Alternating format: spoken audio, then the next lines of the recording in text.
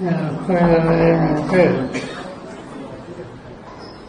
तेव्हा सगळ्यांना भेटायची संधी मिळते याचा एक मनापासूनचा आनंद आहे. आज राष्ट्रवादी काँग्रेस पक्षाच्या वतीनं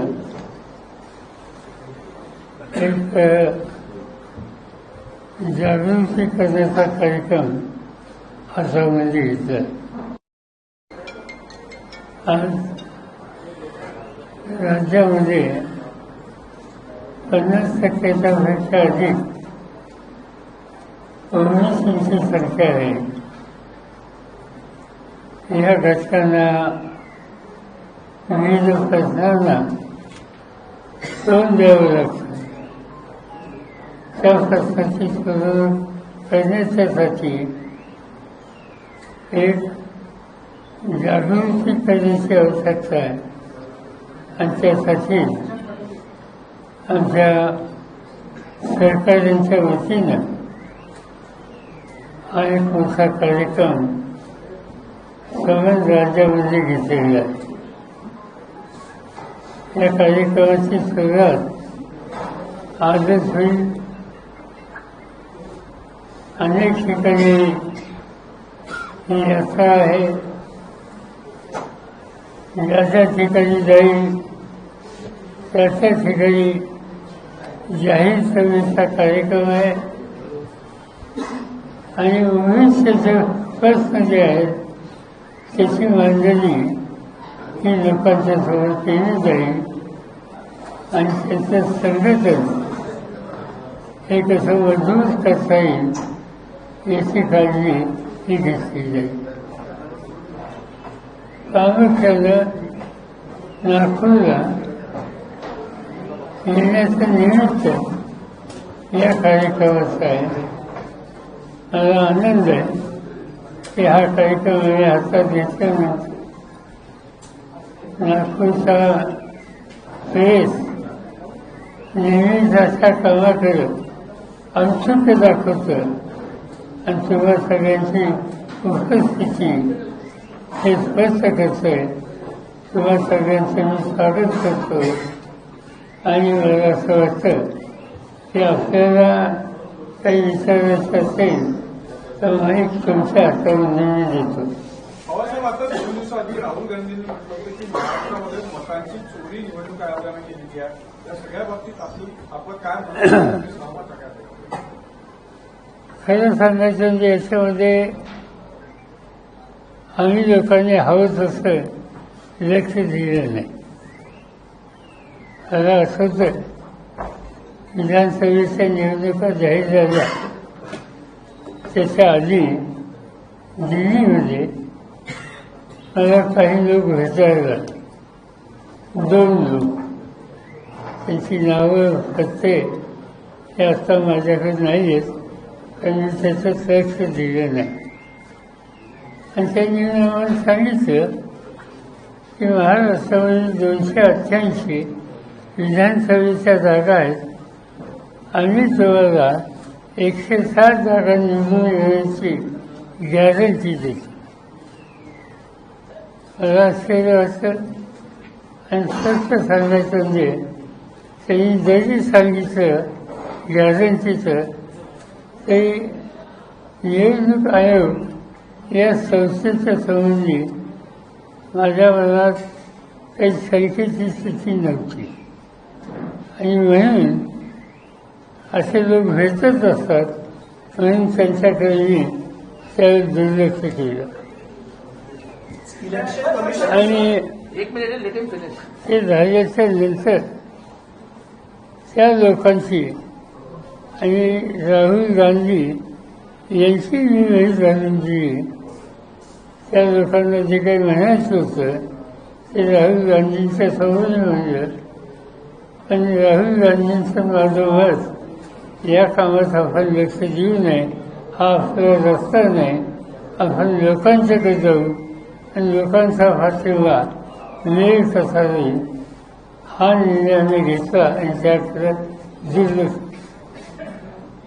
काल जी दिल्लीमध्ये राहुल गांधी यांनी प्रेस कॉन्फरन्स घेतली त्याला मी हजर होतो.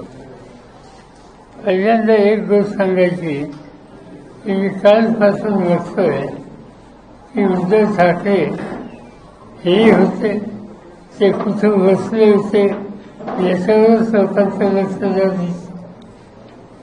तिथं जे प्रेझेंटेशन होतं ते पॉवर पॉईंट प्रेझेंटेशन हे होतं. आणि ज्या वेळेला प्रेझेंटेशन बघायचं म्हणल्यावर सहसा जसं आपण सिनेमा बघायला जातो आपण पहिल्या लाईनला कधी बसत नाही, आपण पाठीमागच्या लाईनला बसतो. त्याच पद्धतीनं मी स्वतः आणि फारुख अब्दुल्ला आणि शेवटी बसतो. आमच्या भर जवळ उद्धव ठाकरे होते, मुख्यमंत्री कर्नाटकचे होते. साधारणतः मी सांगायची आवश्यकता नाही की प्रत्यक्ष तीन बसते त्याच्या जवळ बसत नाही, त्याच्या आम्ही दूर बसतो. आणि दुर्दैवानं उद्धव ठाकरे कुठं बसले हा चर्चेचा विषय कारण नसताना या ठिकाणी केला. तो भारताचा सोडून द्या, पण ही जी प्रेस कॉन्फरन्स होती ही अतिशय कष्ट करून बरेच दिवसाची तयारी करून सखोल अभ्यास करून त्या ठिकाणी मांडलेली होती. त्याच्यामध्ये 3-4 गोष्टी आल्यात. एक, काही एका गावामधलं एक घर, एक व्यक्ती राहते आणि तिथे 40 लोकांनी मतदान केलेलं आहे. अशी अनेक उदाहरणं ही त्या ठिकाणी दिली. आणि ती उदाहरणं नुसती दिली नाही, त्याला आधार हा दाखवण्यात आला. आज निवडणूक आयोगानं त्याच्यात लक्ष घालायचं ठरवले दिसतंय, पण त्यांनी राहुल गांधींना निमंत्रण दिलं आणि ते निमंत्रण देत असताना त्यांनी एक ॲफिडेव्हिट द्यावं अशा प्रकारची अपेक्षा केली. निवडणूक आयोग ही स्वतंत्र संस्था आहे. जे काही राहुल गांधींनी सांगितलं की पार्लमेंटमध्ये सदस्य होताना मी शपथ घेतलेली आहे, त्याच्या वेगळी शपथ घ्यायची गरज नाही आणि हा आग्रह इलेक्शन कमिशन करतोय ही गोष्ट योग्य नाही असं माझ्या सरकारचं मत. पण हे जे काही प्रेझेंटेशन होतं त्याच्यात सखोल जाण्याची गरज आहे. संबंध या संसदीय लोकशाही पद्धतीच्या संबंधी लोकांच्या मध्ये सरकार निर्माण होणं हे योग्य नाही आणि त्यामुळं याची सखोल चौकशी ही झाली पाहिजे. दूध का दूध, पाणी का पाणी हे झालं पाहिजे हा आमचा आग्रह. मुख्यमंत्री म्हणाले या संदर्भामध्ये घोळ असू शकतो पण घोळ असू शकतो पण घोळाला अशा पद्धतीने चोरी म्हणणं हे चुकीचं आहे. मतदार याद्यांमध्ये घोळ असू शकतो असं मुख्यमंत्री म्हणाले, पण त्याला चोरी म्हणणं हे सगळी सभेची स्क्रिप्ट आहे. माझं म्हणणं फक्त एकच आहे, अक्षर कुणाबद्दल आहे, अक्षर मुख्यमंत्र्यांच्याबद्दल कोणी घेतला. अक्षर घेतलाय तर निवडणूक आयोगाचा. निवडणूक आयोगाच्या संबंधी अक्षर घेतल्याच्या नंतर भारतीय जनता पार्टी ते मुख्यमंत्री यांनी आपली मतं मांडायला पुढे याची कारणं काय मला समजू शकत नाही. आम्हाला उत्तर हवंय ते निवडणूक आयोगाकडनं हवंय, दुसरं कोणाकडून नाही. निवडणूक आयोगाने हे सगळे आरोप जे आहेत ते फेटाळून लावलेले आहे काल राहुल गांधी यांच्या पत्रकार परिषदेनंतर. आणि त्यांनी फेटाळून लावले म्हणजे आम्ही काही स्वस्थ बसणार नाही, याचा निकाल घ्यावाच लागेल. आमची माहिती चुकीची असेल ते देशाला सांगितलं पाहिजे आणि आम्ही सांगितलं पाहिजे की आमची माहिती चुकीची, पण नसेल तर सत्य होतं हे यायला पाहिजे. आणि म्हणून उद्याच्या सोमवारी संसदेचे जे आमच्या सगळे सहकारी आहेत, आमच्या सगळ्यांचा एक मोर्चा निवडणूक आयोगावर सोमवारी 11 वाजता आहे. उद्धव ठाकरे आणि राज ठाकरे जर एकत्रित आले तर मुंबई महानगरपालिका निवडणुकीत महाविकास आघाडी राहणार नाही अशी चर्चा सुरू आणि तसंच राज्यात देखील असं बोललं जातं. असं आहे की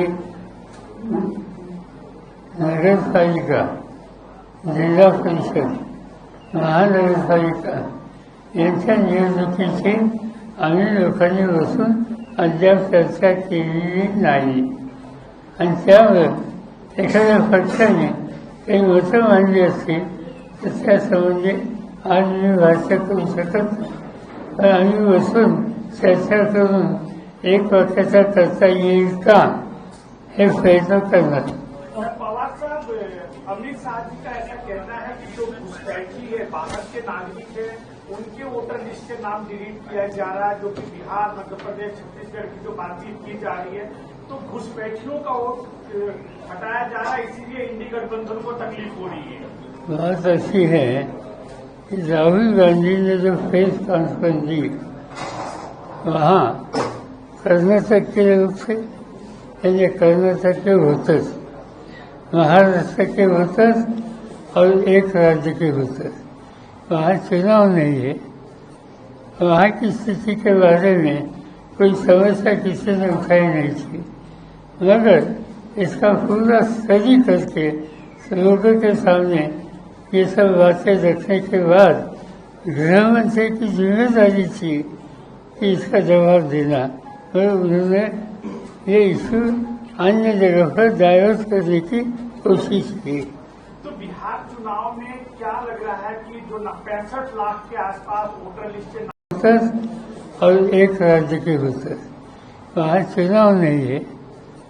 वहाँ की स्थिति के बारे में कोई समस्या किसी ने उठाई नहीं थी, मगर इसका पूरा स्टडी करके लोगों के सामने ये सब बातें रखने के बाद गृह मंत्री की जिम्मेदारी थी कि इसका जवाब देना, और उन्होंने ये इशू अन्य जगह पर डाइवर्ट करने की कोशिश की. तो बिहार चुनाव में क्या लग रहा है कि जो 65 लाख के आसपास वोटर लिस्ट से नाम हटाए गए हैं, किसके तहत हटाए गए हैं, किसके इशारे पे हटाए गए, क्या कहना है आपका? इसीलिए कल का जो हमारा मंडे का डेमोन्स्ट्रेशन या मोर्चा है इलेक्शन कमीशन पर, उनके सामने जो इश्यूज हम रेज कर रहे हैं, इसमें बिहार की लिस्ट, ये इशू हमारा इम्पोर्टेंट इशू.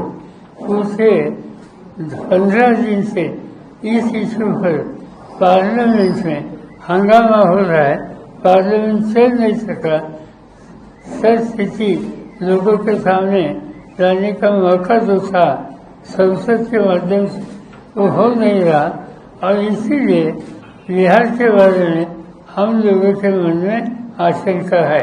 डोनाल्ड ट्रंप द्वारा जो हमारे पर टेरिफ इम्पोज किया जा रहा है बार बार 25% अब 50%, एक तरीके से आपको ये लगता है क्या कि हमारी जो फॉरेन पॉलिसी है वो एक तरीके से उसका फेल्यूर है या फिर हम कम पड़ रहे हैं? मगर ये जो हो रहा है श्रम के माध्यम से 25 से 50 एक तरह से प्रेशराइज करने की कोशिश, हमें लगता है कि ऐसे इश्यू पर हम सब देशवासियों ने मिलकर देश के हितों की रक्षा करने के लिए गवर्नमेंट को इसमें सहयोग देना चाहिए. आपको लगता है कि मोदी की डिप्लोमेसी फेल हो चुकी है, क्योंकि वो डोनाल्ड ट्रंप के साथ उनकी काफी दोस्ती थी, तो डिप्लोमेसी फेल हो गई क्या? ऐसे इससे डिप्लोमेसी फेल हो गई, ऐसे आज मैं कहना चाहता हूँ. सब जिनका कारोबार, जिनका अप्रोच हम लोगों ने पहले 5 साल में देखे और अभी देख रहे, मुझे लगता है कि उनके ऊपर किसी का कंट्रोल नहीं. इनका जो अप्रोच है वो जो उनको मन में आता है इस तरह से वो बातें करती है, और इसीलिए मुझे लगता नहीं कि उसको ज़्यादा ध्यान दें. चुनाव आयोग ने कहा है कि जो स्थानिक निकाय के चुनाव होने वाले हैं उसमें वीवीपैट का इस्तेमाल नहीं किया जाएगा। आपकी और आपके पार्टी की इस पर क्या है? बात ऐसी है कि अभी 3 साल इलेक्शन है, एक महानगर पालिका, जिला परिषद, नगर परिषद, और वहाँ दूसरा इंस्ट्रूमेंट इसका इस्तेमाल करने वाले। मुझे लगता है कि अच्छी बात है, क्योंकि विधानसभा का इलेक्शन के लिए जो इंस्ट्रूमेंट उन्होंने यूज किया था, इसका असर क्या हो गया कि हम सब लोग हो गए। अभी दूसरे इंस्ट्रूमेंट यूज करके वो इलेक्शन लेना चाहते हैं, इससे बात साफ हो जाएगी कि सच्चाई क्या है। सर, आप सहयोग की बात कर रहे हैं विदेश नीति पर, लेकिन आपके सहयोगी हैं राहुल गांधी, वो लगातार इसको लेकर गवर्नमेंट और खासकर प्रधानमंत्री को क्रिटिसाइज करते हैं। उनका कहना है कि प्रधानमंत्री की जो डिप्लोमेसी की पॉलिसी है या विदेश नीति है, वो कहीं न कहीं पूरी तरह निष्फल हो चुकी है, और सबसे प्रमुखता जो मित्र कहते थे वही मित्र आज जो है उन पर दबाव बना रहे हैं, टैरिफ ला रहे हैं। और ये सिर्फ इसलिए है कि सिर्फ और सिर्फ किस तरह दबाव बनाया जाए और एक प्रेशर बिल्डिंग किया जाए। और दूसरी चीज सर, एक ऑपरेशन सिंदूर को लेकर उनका कहना है कि एक दबाव के तहत गया है, उस पर आपका पार्टी का रुख तो स्पष्ट है, लेकिन कहीं कहीं ये लगता नहीं है कि जिस तरह की बातें की जा रही हैं वो अलग है, क्योंकि आप कुछ अलग कह रहे हैं और आपके गठबंधन साथी कुछ अलग कह रहे हैं। ऐसी कोई बहुत कोई अंतर हमारे नहीं, अलग अलग बातें हम कहते नहीं। जो पहली बात मैंने की वो अमेरिकन प्रेसिडेंट के बारे में, प्रेसिडेंट का जो अप्रोच है, इन बारे में हम लोगों को मिलकर इसका सामना करना पड़ेगा। इसीलिए मैंने सहयोग की बात की। जहाँ तक परराष्ट्र नीति है, पड़ोसी के बारे में हमारा अप्रोच है, वह अप्रोच हम नज़रअंदाज नहीं कर सकते। ज़्यादा बातचीत नहीं करेंगे मगर नज़रअंदाज नहीं कर सकते। आप देखिए कि हिंदुस्तान का नक्शा आप आपके सामने रखे, पाकिस्तान हमारे खिलाफ है, नेपाल हमसे नाराज है, बांग्लादेश हमसे नाराज है, श्रीलंका हमसे नाराज है। हमारे सब पड़ोसी आज मालदीव में हमारे सब पड़ोसी हमसे दूर जा रहे हैं। मुझे लगता है कि मोदी साहब ने ये बात नज़रअंदाज नहीं करनी चाहिए। ये अफसोस के बारे में जिससे कैसे सुधारेंगे इस पर उन्होंने ज़्यादा ध्यान देना चाहिए। पवार साहेब, सर्वोच्च न्यायालयाने खूपच ईडीवर ताशेरे ओढत म्हणाले की ईडीने गुन्हेगारी सारखं काम करू नये। 4 वर्ष तुम्ही डांबून ठेवता, नंतर निर्दोष सुटतात। 5000 केसेसमध्ये फक्त 10% दोष सिद्धी होते। तुम्ही आणि विशेष न्यायालय बनवले पाहिजे ईडीचे आणि लवकर त्यांची सुनावणी झाली पाहिजे।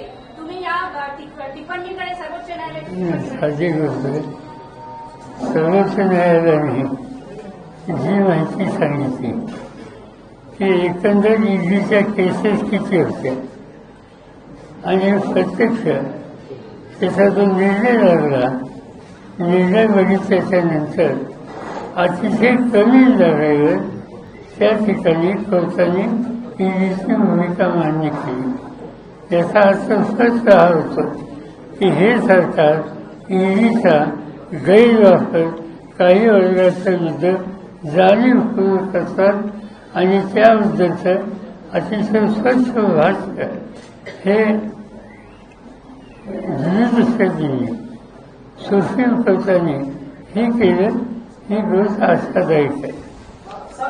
पवार साहेब, माझा एक प्रश्न आहे। भाजप हा शिस्तबद्ध असा पक्ष असा मानला जातो। एक वक्तव्य आरएसएस प्रमुख मोहन भागवतांनी केलेलं होतं की 75 वर्षानंतर निवृत्तीचा हा त्यांनी न कळत एक टोला लगावला होता। आता 17 सप्टेंबरला प्रधानमंत्री नरेंद्र मोदी हे 75 वर्षाचे होत आहेत। तुमचं मत काय यावर? माझं मत मी काही मत देऊ शकत नाही, पण मला एक गोष्ट कळते की RSS आणि त्यांच्या संघटनेचं एक वैशिष्ट्य की ते अत्यंत शिस्तबद्ध संघटना. निर्णय एखादा झाला तर त्या निर्णयाच्या संबंधी चर्चा करायची पद्धत तिथं नसते. त्या निर्णयाची अंमलबजावणी करायची असते. आणि म्हणून ही जी परंपरा RSSची अनेक वर्ष जतन केलेली आहे आणि त्याला आपण जिथं बसलोय तिथून आशीर्वाद आहे. त्यामुळं शिस्तीचं पालन याच्याकडे दुर्लक्ष होईल असं वाटत नाही.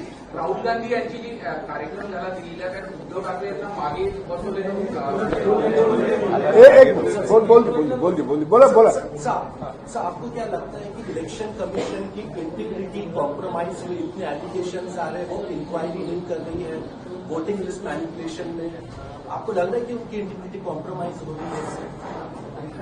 बात ऐसी है, जो बातें राहुल गांधी ने सामने रखी विथ ऑथेंटिक प्रूफ वो हम नजर नहीं कर सकते. इसके डिटेल से जाना पड़ेगा. सच्चाई क्या है उन लोगों को सामने लानी चाहिए. हम जो कहते हैं इसमें सच्चाई नहीं हो तो वो भी साफ होना चाहिए, क्योंकि इलेक्शन कमीशन एक इम्पॉर्टेंट इंस्टीट्यूशन है. ये इंस्टीट्यूशन की इज्जत हो रखनी चाहिए. पवारसाहेब, एकनाथ खडसे यांच्या जावयाच्या प्रकरणावरून कुठेतरी पक्षालाही घेण्याचा प्रयत्न होत आहे. राजकीय लढाई वैयक्तिक स्तरावर येऊन पोहोचलेली आहे. असं आहे की खडसे साहेब त्यांचं एकंदर पॉलिटिकल करिअर बघितलं तर त्यांचं 80% करिअर हे त्यांच्यावर जे हल्ला करतात त्यांच्यावर होतं. जी व्यक्ती एकेकाळी भाजपच्या वतीनं विधिमंडळामध्ये नेतृत्व करत होती त्यांच्या विचार, त्यांची काही मतभिन्नता झाली असेल, पण कोणत्या टोकापर्यंत आणि कोणत्या पातळीपर्यंत विरोध करावा याचं तारतम्य या ठिकाणी पाळलं जात नाही. ही खेदजनक गोष्ट आहे. उपराष्ट्रपति का चुनाव होने जा रहा है. आप लोगों का कैंडिडेट आपके हिसाब से क्या लग रहा है, कौन योग्य उम्मीदवार लग रहा है? उपराष्ट्रपति के चुनाव के संबंध में क्या सोचना है आप लोगों का? भाई हम लोग बैठने वाले हैं शायद इस हफ्ते में 8-10 दिनों में. अभी तक हमारी डिटेल बात हुई. पवारसाहेब फडणवीसांना तुम्ही वाढदिवसाच्या खूपच सुंदर शुभेच्छा दिल्या होत्या, पण महाराष्ट्राची जनता अशी जाणून इच्छिते की त्यांच्या 3 गोष्टी अशा कोणत्या याच्या फेल्युअर आहेत महाराष्ट्र शासनाच्या, तुम्हाला वाटतं? महाराष्ट्र शासनाच्या 3 गोष्टी त्यांच्या शासनात 3 गोष्टी, हे जे सरकार चाललं आहे त्याच्यामध्ये 3 गोष्टी अशा तुम्हाला कोणत्या वाटतात? असं आहे की समाधानकारक कुठल्या गोष्टी जाणवत नाही. जनतेत सुद्धा समाधान नाही आणि त्याच्याबद्दलचं समाधान आम्हाला आहे. महायुति में ऐसा लग रहा है कि शायद सब कुछ ठीक नहीं है, क्योंकि एकनाथ शिंदे साहब भी दिल्ली के 2 दौरे कर चुके हैं. क्या आपके पास या तो शिंदे साहब की सेना या अजीत पवार साहब की एनसीपी कोई संकेत आपके तरफ आए कि हम यहाँ खुश नहीं है, हम वापस आना चाहते हैं? ये संकेत वगैरह हमारे पास नहीं, हमने बातें की नहीं. और शिंदे साहब उनको कई सालों से हम जानते हैं, न बोले, इनका एक स्वभाव है वो बोलते नहीं कहीं और करने में कभी पीछे देते. और इनके आगे उनका किस तरह से रास्ता होगा इसका अंदाजा अभी जल्दी आएगा. दोन्ही राष्ट्रवादी एकत्र येणार असं खूप चर्चा चालू होती मध्ये, आताही चालू आहे, त्याच्याबद्दल काय?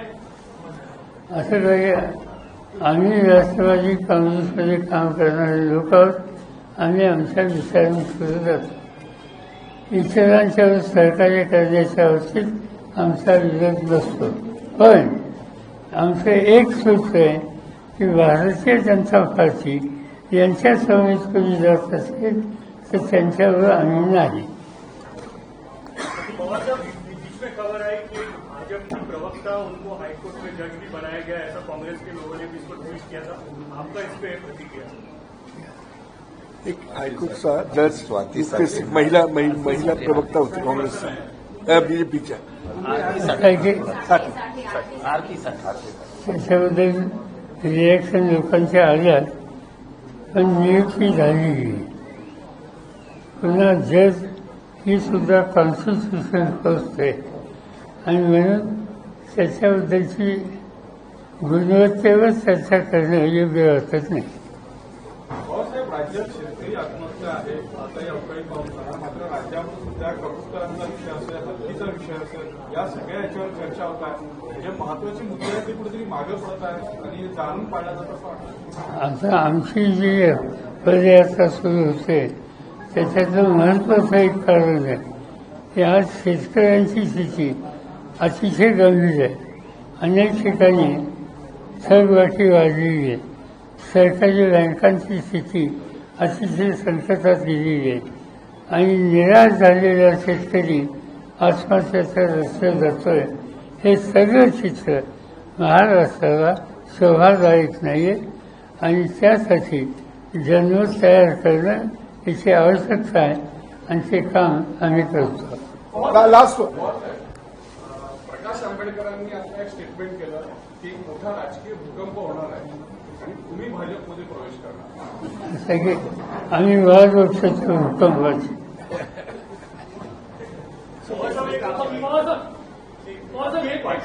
एक शेवटचा प्रश्न आहे. एक राहुल गांधींनी आता डेड इकॉनॉमी म्हटलं आता देशाच्या इकॉनॉमीला, त्याच्याबद्दल राष्ट्रवादीचं काय स्टँड? नाही, पॉईंट असा आहे की इकॉनॉमीमध्ये काही क्षेत्रात चिंताजनक स्थिती आहे. मगाशी मी सांगितलं की फार्मिंग कम्युनिटी, सवन देशातला शेतकरी, शेती अर्थव्यवस्था ही संकटामध्ये आहेच आहे आणि त्यामुळे त्या संबंधीचं भाष केलं तर त्याची नोंद गांभीर्याने घेतली पाहिजे. सेकंड रंग ऑफ लीडरशिप है तो है, आप प्रेरणा स्रोत है पार्टी के लिए, मगर आपके बाद भागदौड़ उतारने के लिए आप अभी से किसको रेडी कर रहे हैं? आपकी नजर में कौन है? और एक उससे जुड़ा सवाल ये कि क्या इस नेक्स्ट लीडर का खासदार आमदार होना जरूरी है क्या, या उन्होंने सिर्फ पार्टी का फोकस करना है? नहीं, बात ऐसे कि नेक्स्ट लीडर कौन होगा, हमारे पास इतने साथी है. अभी मेरे साथ 250 जो बच्चे हैं, इसमें हर व्यक्ति राज चलाने के लिए काबुल है. हर व्यक्ति पार्टी को मजबूत करने के लिए काबुल है और इससे कोई कमी से इसमें नहीं है. Thank you.